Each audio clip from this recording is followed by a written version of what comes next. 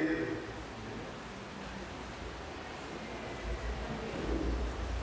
Diz assim a Escritura.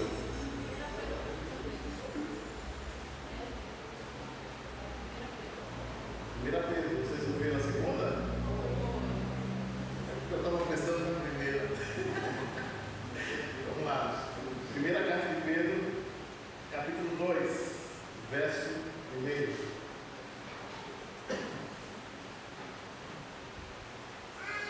Diz assim: despojando-vos, portanto, de toda maldade, dolo, de hipocrisias e invejas e de toda sorte de maledicências, desejar ardentemente, como crianças recém-nascidas, o genuíno leite espiritual, para que por ele vos seja dado crescimento para a salvação, se é que já tendes a experiência de que o Senhor é bondoso, chegando-vos para ele a pedra que vive e rejeitada, sim pelos homens, mas para com Deus eleita e preciosa. Também vós mesmos, como pedras que vivem, sois edificados casa espiritual para serem sacerdócio santo, a fim de oferecer sacrifícios espirituais agradáveis a Deus, por intermédio de Jesus Cristo. Por isso está na Escritura: eis que põe em Sião uma pedra angular, eleita e preciosa, e quem nela crê não será de modo algum envergonhado. Para vós outros, portanto, os que credes é a preciosidade, mas para os descrentes, a pedra que os construtores rejeitaram, essa veio a ser a principal pedra angular, e pedra de tropeço e rocha de ofensa. São esses os que tropeçam na palavra, sendo desobedientes para os que também foram postos. Vós, porém, sois raça eleita, sacerdócio real, nação santa, povo de propriedade exclusiva de Deus, a fim de proclamar as virtudes daquele que vos chamou das trevas para a sua maravilhosa luz. Vós sim, que antes não erais povo, mas agora sois povo de Deus, que não tinhas alcançado misericórdia, mas agora alcançastes misericórdia. Amém? Vamos orar.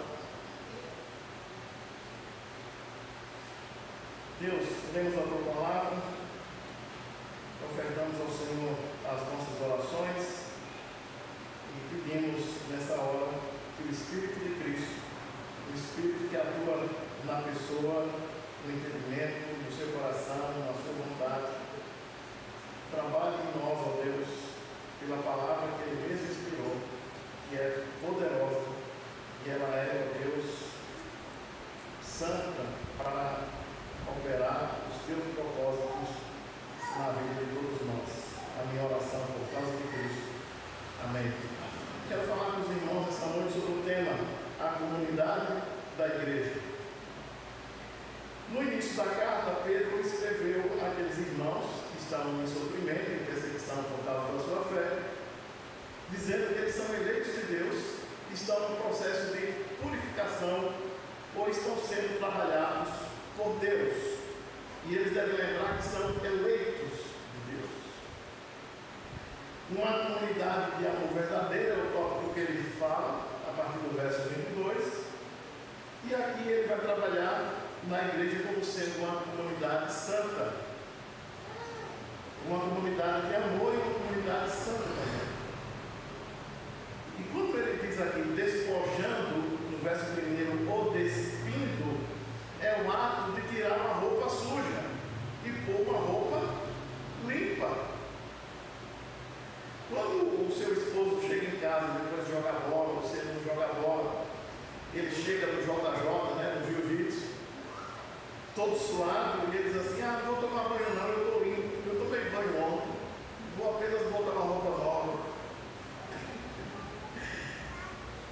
Aí ele não aceita que ele faça isso? Não. Por quê? Ele tem que se banhar e depois vestir uma roupa nova. Então Pedro está dizendo àqueles irmãos: vocês foram lavados, vocês foram limpos pela obra de Cristo, então vocês precisam despir-se das roupas velhas. E ele fala aqui de alguns pontos, 5 pontos. Ele fala de toda maldade, que é a intenção de fazer mal ou dano ao próximo. Ele fala do dolo ou do engano, que também significa traição, hipocrisias ou fingimentos. Fala da inveja, que é o desejo de tomar aquilo que o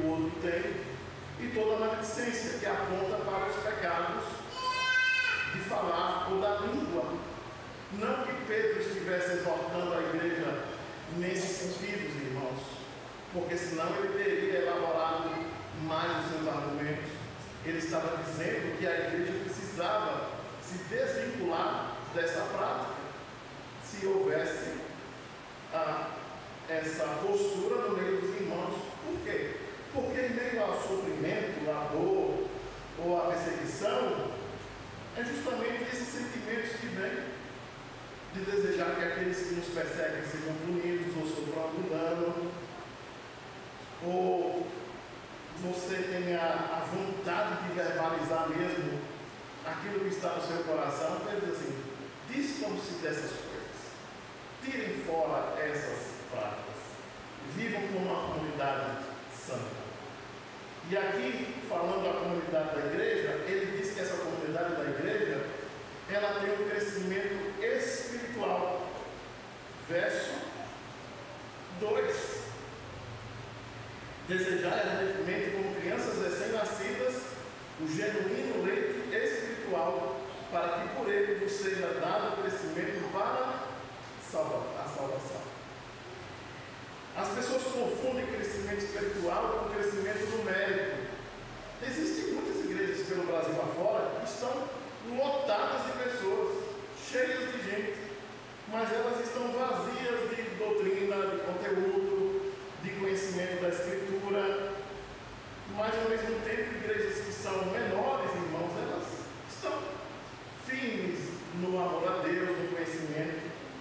E o crescimento espiritual, Pedro está dizendo assim: se vocês despiram-se de roupas velhas, o crescimento espiritual vem por meio de uma ruptura das práticas do passado que marcavam a vida de vocês. E vocês, como crianças que vivem, que são novas na fé, ou renascidos em Deus, vocês precisam desejar a palavra como uma criança que é amamentada. O que uma criança faz? Ela chora, ela grita, ela esperneia porque ela está com fome. E à medida que ela come, ela vai crescendo em um processo natural de desejar comer mais e suprir as suas necessidades. Ele está dizendo assim: olha, aqueles que nasceram em Cristo, eles têm o desejo de crescer espiritualmente. Isso diz para nós, irmãos, que pelo tempo de igreja que alguns irmãos aqui têm, não pode ser 1 ano, 2, 6 meses, 30 anos, eu acho que você tem que corresponder a esse tempo de vida de fé com certa maturidade, e não como criança, como um recém-convertido, mas com entendimento, maturidade na fé, uma vida voltada para Deus. Não quer dizer que o tempo de igreja vai ser correspondente ao tempo de maturidade, mas pelo tempo decorrido da fé de alguns irmãos, você precisa ser alguém com maturidade cristã. E como é que isso acontece? Desejando a palavra, desejando a Escritura. Porque lembre, Pedro está relembrando aqui aqueles irmãos, que o pecado ele tem raiz no coração das pessoas, e ele se manifesta de várias formas. E enquanto nós não entendermos isso, irmãos, que o pecado tem raízes em nós nunca vamos saber lidar com ele de maneira correta. Ou existem hábitos ou caminhos pecaminosos, a maneira como nós reagimos às pessoas ou às situações, isso corresponde ao que está no nosso coração. Ou nós respondemos isso de uma maneira santa, ou respondemos isso de uma maneira pecaminosa. E aí Pedro continua no verso 3, olha, usando a expressão do Salmo 34, verso 8, e ele diz assim: se é que já tendes a experiência de que o Senhor é bondoso. O Salmo 34 diz assim: ó, provai e vede que o Senhor é bom. Deus é bom quando Ele dá as bênçãos que os crentes pedem? Ou Ele supre as necessidades que nós desejamos? Não, irmãos. Deus é bom quando nós desenvolvemos uma relação madura, santa, verdadeira com Ele. E aí nós experimentamos essa vida de saber que o Senhor é bondoso. Quando nós desejamos Deus acima de qualquer coisa,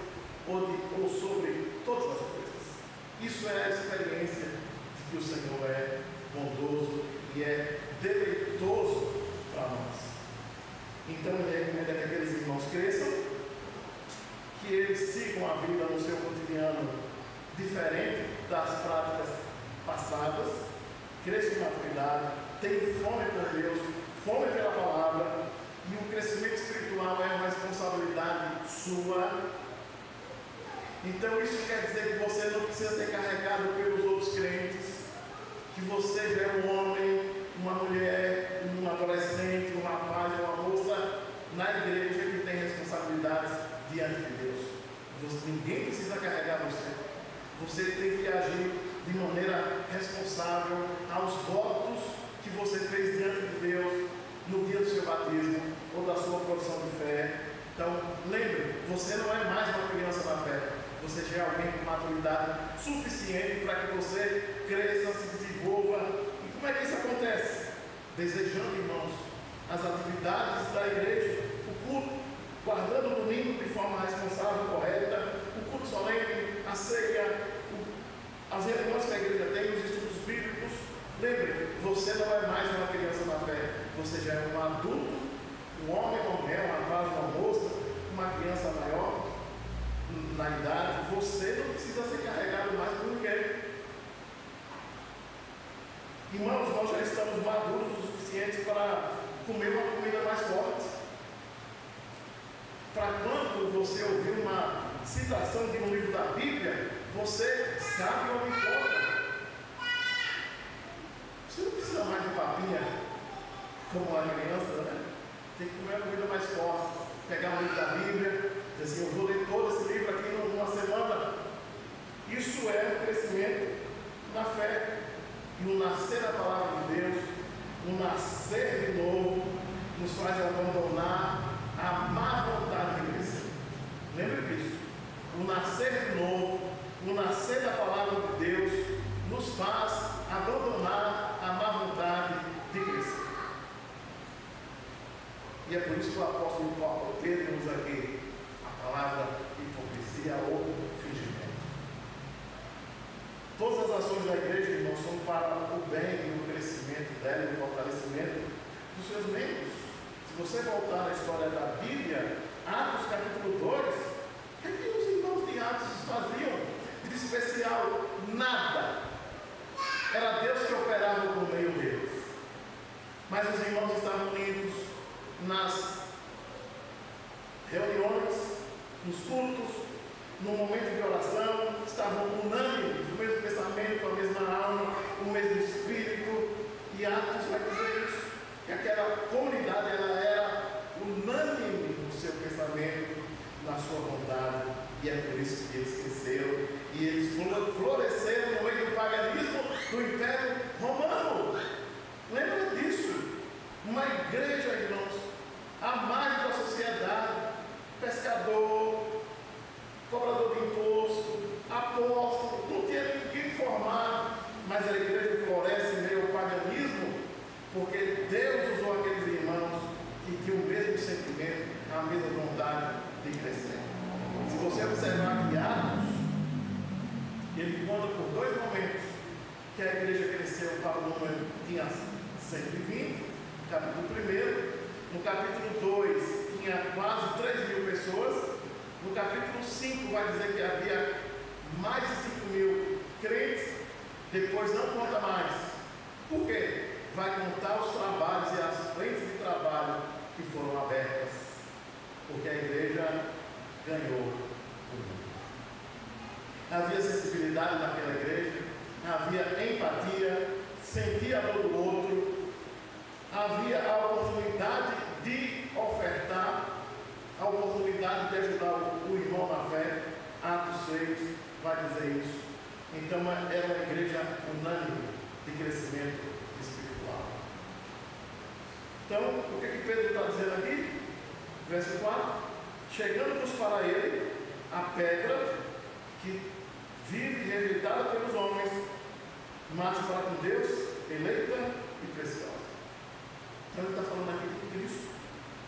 Cristo é precioso para os crentes por aquilo que ele é em si mesmo: Salvador, amoroso, amável, cheio de graça, cheio de virtudes. Cristo é precioso para nós em razão do que ele é. Ele é o Deus santo, imutável, perfeito, Cristo é poderoso para aqueles que entendem e creem naquilo que Cristo fez por eles. Cristo morreu na cruz. Cristo é precioso para aqueles que creem em razão daquilo que Cristo fez neles, da obra que Cristo operou em nós. Então Cristo é preciosíssimo para nós. Cristo é precioso para aqueles que creem por causa daquilo que Cristo ainda está fazendo em nós. Você sabia que você não é um projeto pronto ou acabado? Você é uma obra em construção? Aquele que começou a boa obra em vós, a de completar até o dia de Cristo Jesus. Então Cristo é precioso para nós por aquilo que Ele está fazendo em nós. E por fim, Cristo é precioso para aqueles que creem por causa do que Ele prometeu irá cumprir na sua vida. Mas há uma segunda lição aqui no texto, que a comunidade da igreja é um edifício vivo. Verso 5. Também vós mesmos, como pedras que vivem, sois edificados casa espiritual.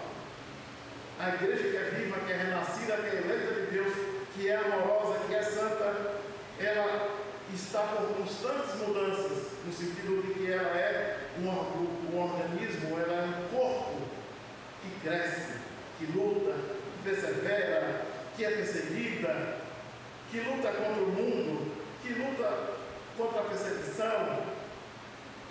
Quem é que dá vida a essa igreja, irmãos? Quem é que dá vida a esse corpo? É o Espírito Santo. A igreja é chamada corpo de Cristo, e todo corpo precisa do Espírito. Então o Espírito da igreja é o Espírito Santo, que anima, que dá resiliência, que dá força, que dá coragem, que consola, que traz paz. E Pedro nos diz aqui, irmãos, sobre um alicerce. No verso 4 ele diz que a pedra é Jesus. Em razão de que a igreja é um edifício vivo, há um fundamento pelo qual a igreja é sustentada e mantida na história, que é o Senhor Jesus. A igreja é invencível, a igreja é imbatível, e a igreja resiste ao tempo e à história, porque ninguém pode contra a igreja de Deus. Há uma beleza aqui, irmãos, e uma energia nas palavras que Pedro descreve em Cristo como uma fundação espiritual, sólida, firme e durável. Então Cristo é o alicerce da nossa salvação e da nossa esperança. Essas palavras aqui, elas nos remetem ao Antigo Testamento, dizendo que Cristo, irmãos, é o cumprimento de tudo aquilo que foi dito no passado. A pessoa de Cristo é o alicerce da igreja. Mas lembre disso, a igreja, além das construções, das questões físicas, a igreja somos nós. O tempo é importante porque nós nos identificamos com o tempo. Em todas as culturas, em todas as religiões, há um espaço de culto, há um espaço reservado, separado, para que a expressão religiosa seja manifesta. No cristianismo não é diferente. Nós temos os templos, eles são importantes, eles são valiosos. Agora, mais importante do que o templo, mais importante do que as construções ou as edificações, está o povo de Deus. Ele, de fato, é a igreja. Então, isso diz para nós, irmãos, que por ser uma comunidade de pecadores, ela tem muitos defeitos. Não é em razão de Cristo, não é em razão do Evangelho, mas em razão das pessoas que pertencem à própria igreja. As igrejas e as pessoas cometem equívocos, elas erram, mas elas podem se corrigir. Então as denominações, elas precisam lutar pela pureza, elas precisam lutar pela verdade, pelo amor a Deus, pelo amor ao próximo, e não se conformar ou não se acomodar ao pecado vigente dentro da comunidade da igreja. E nem passar pano, fazer vista grossa. A igreja tem que zelar pela disciplina,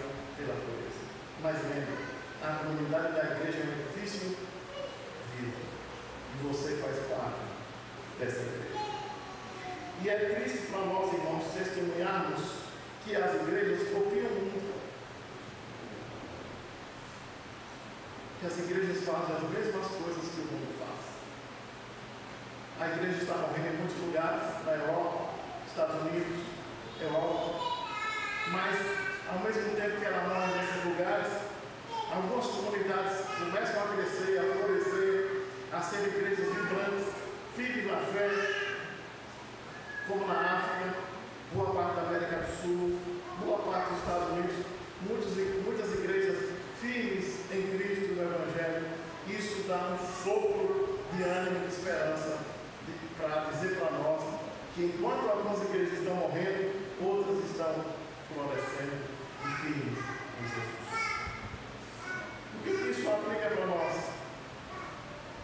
Como um edifício vivo e como membro dessa igreja, você precisa sonhar, você precisa trabalhar para que essa igreja tenha mais pessoas, para que essa igreja alcance os eleitos de Deus que moram aqui nessa cidade. Você precisa visualizar as necessidades à sua volta, a ver as pessoas morrendo no pecado, ter um coração compassivo e pregar o Evangelho para elas.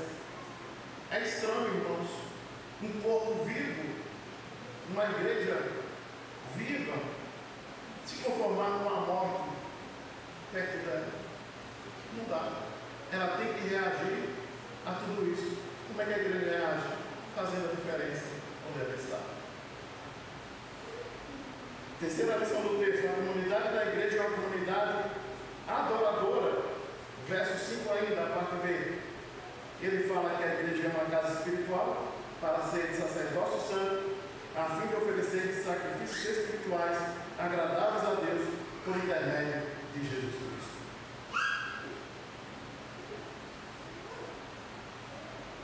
Quando nós falamos em adoração, vale um parênteses aqui, vale uma nota.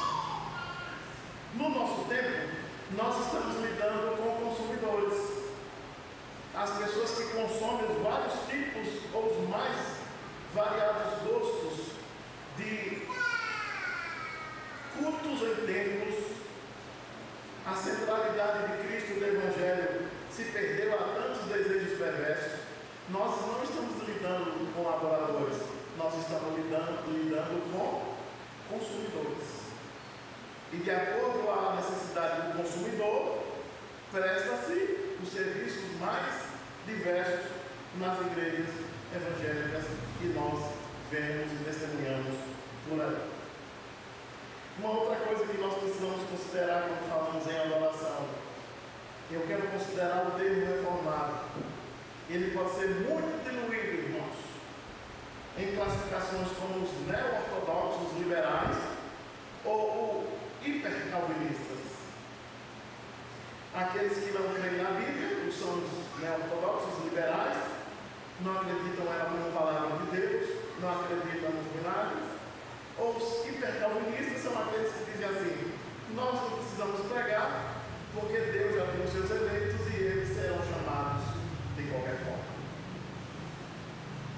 Há uma conveniência em dizer que é reformado.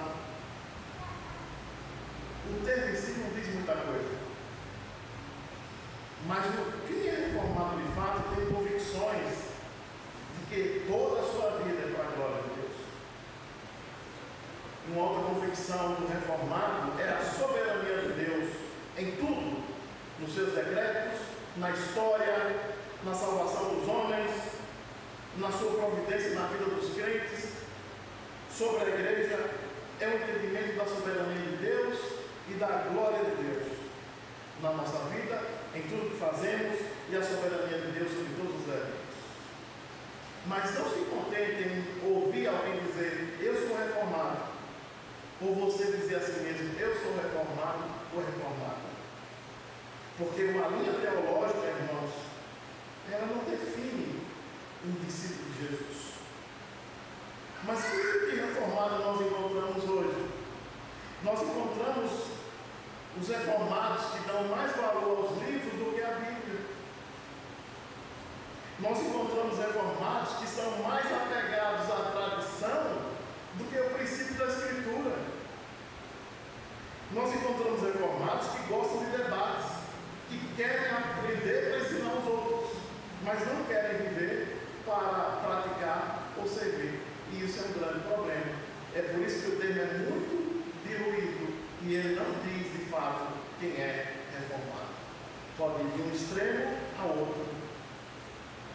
Primeiramente, irmãos, Pedro está dizendo aqui que a comunidade da igreja é uma comunidade adoradora e a adoração é o fim pelo qual Deus nos criou. Deus nos criou para adorá-lo, não somente no ato de liturgia como esse, mas na nossa vida, como falamos, como pensamos, como nos divertimos, na maneira que nós comemos ou bebemos, tudo isso é um culto a Deus. Dá a honra devida a Deus, porque Ele é digno. E Pedro aqui, então, ele fala no verso 6, de uma pedra que foi posta, mas ela foi rejeitada. Versos 6 e 7. Ele está falando aqui dos judeus que rejeitaram as recomendações ou as reivindicações do Evangelho apresentando Jesus Cristo. Ele está falando aqui no texto de Isaías, ele está falando aqui no texto do Salmo 18, dizendo que Jesus é a pedra angular. Que Jesus é o fundamento da fé dos crentes e é o fundamento da igreja. Os judeus que rejeitaram isso, eles foram de encontro a essa rocha e eles se perderam. Mas ele diz que aqueles pelo qual a vida, e o verso 7 ele vai dizer isso, mas para vós outros, portanto os que credes, é a preciosidade, mas para os descrentes, a pedra que os construtores rejeitaram, essa veio a ser a principal pedra angular.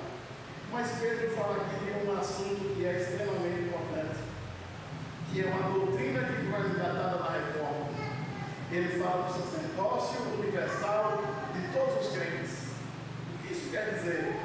Que através de Jesus Cristo, todos os crentes podem oferecer um culto ou um serviço a Deus em qualquer lugar do mundo. Porque no Antigo Testamento havia um sacerdócio, que era um serviço sagrado de homens separados da tribo de Levi para a questão do culto e da liturgia no Antigo Testamento.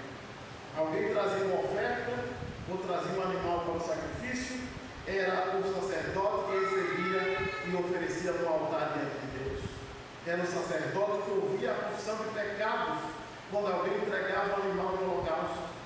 Então o sacerdote era um representante entre Deus e o povo.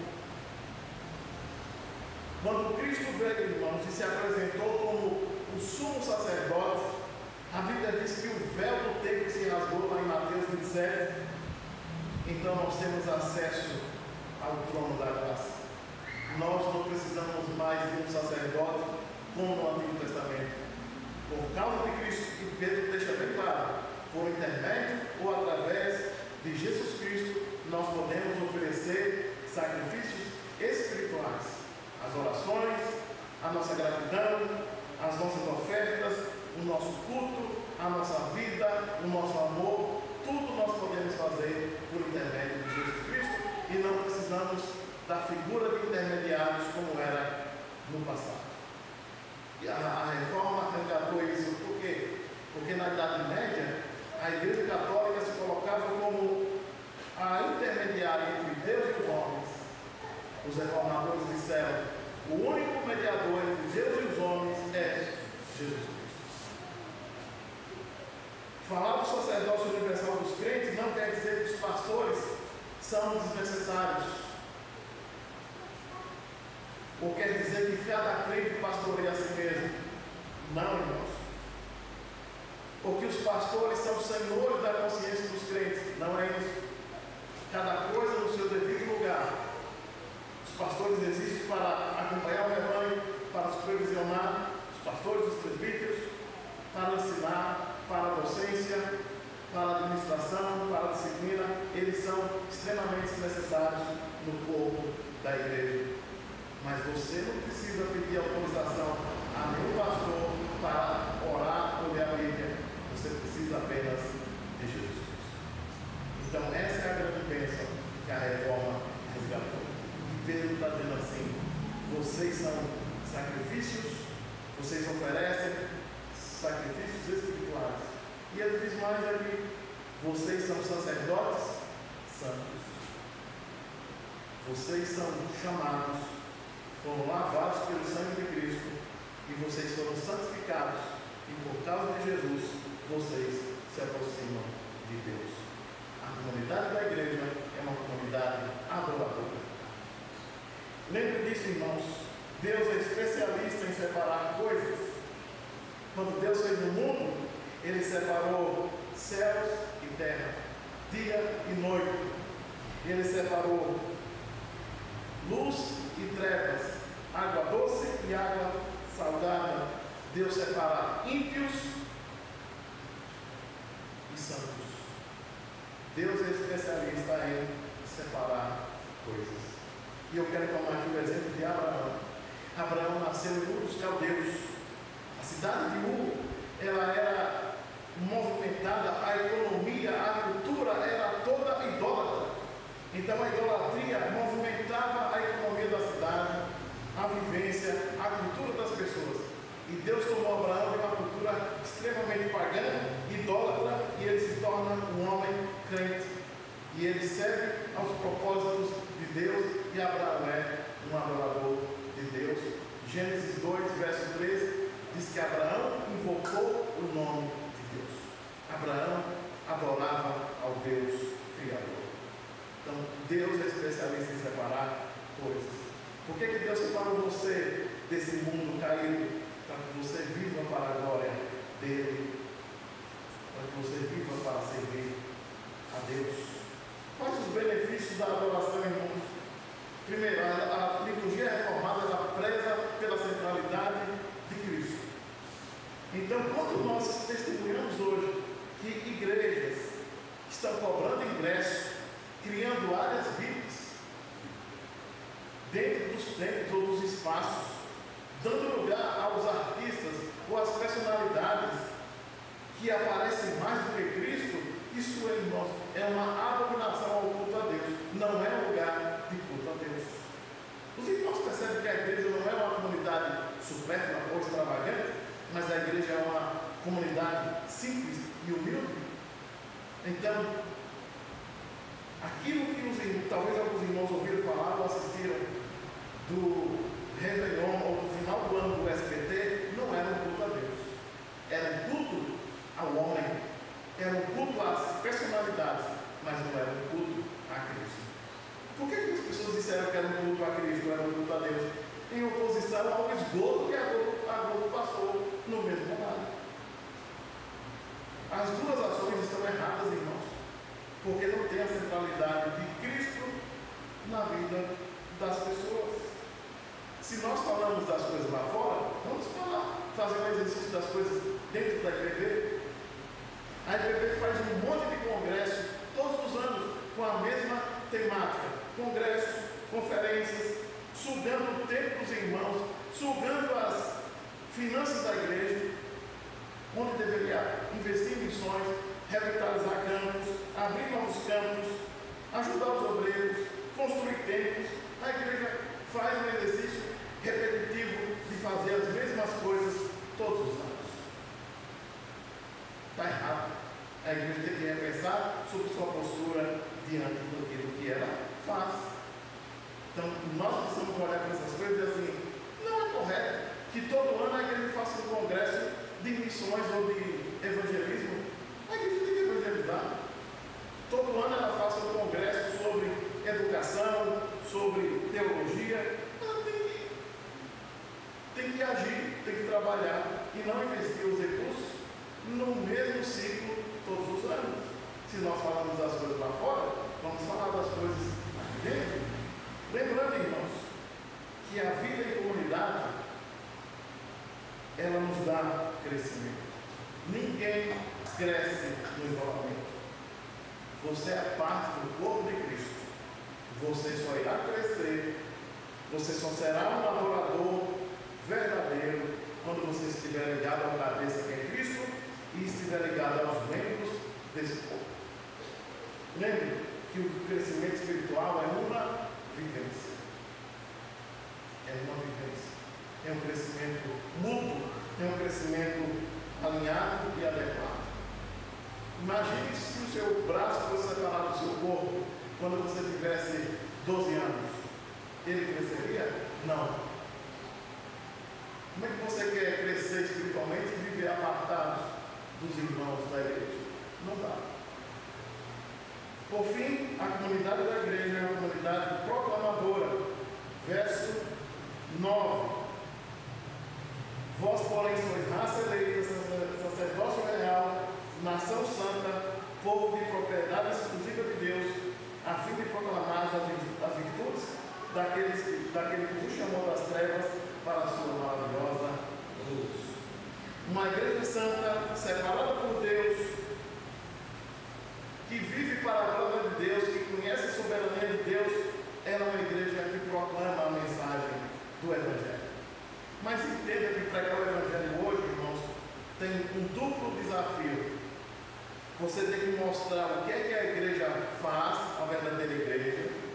Você tem que mostrar o que é o Evangelho no meio de falsos profetas, de falsas igrejas.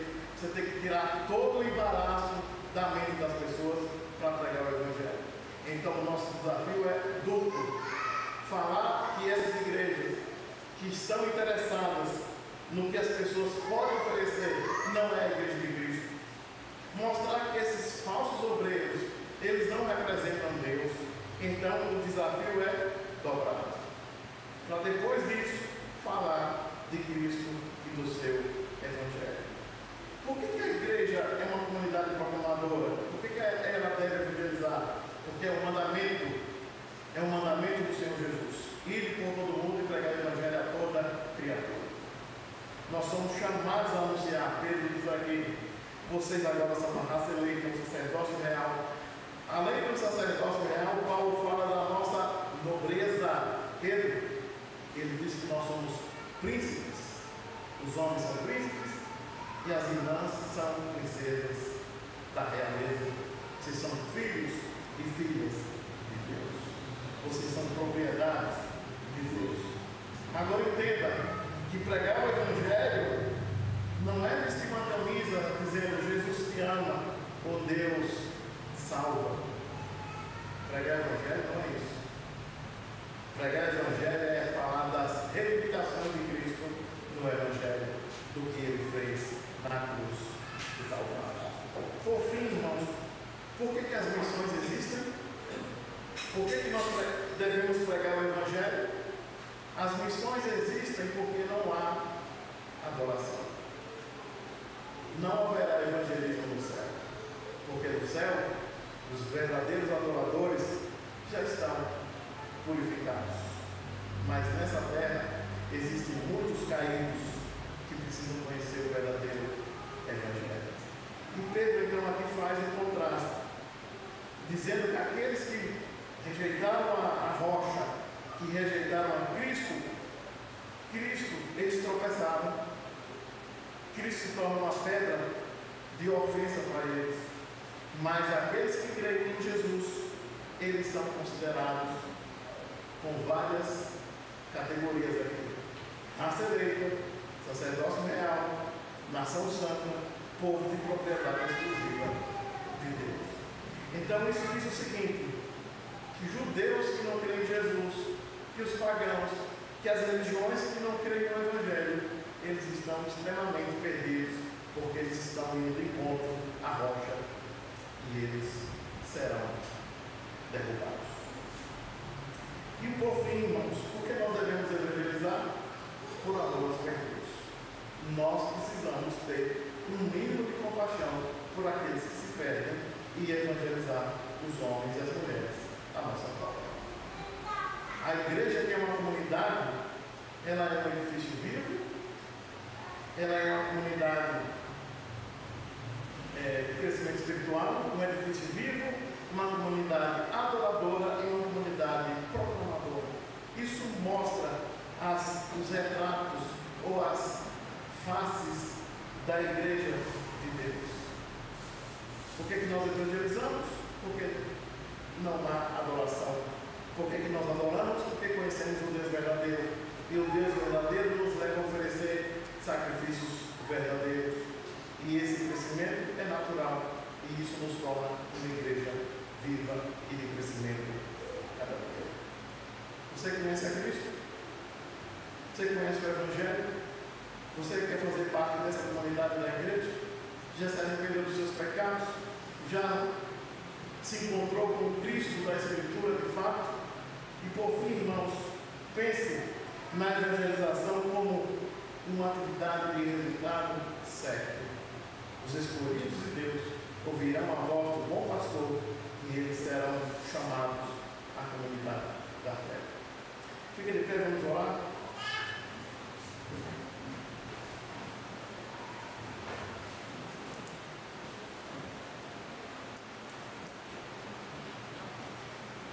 Deus, obrigado pelo teu Filho, nosso Redentor Jesus Cristo, que veio ao mundo.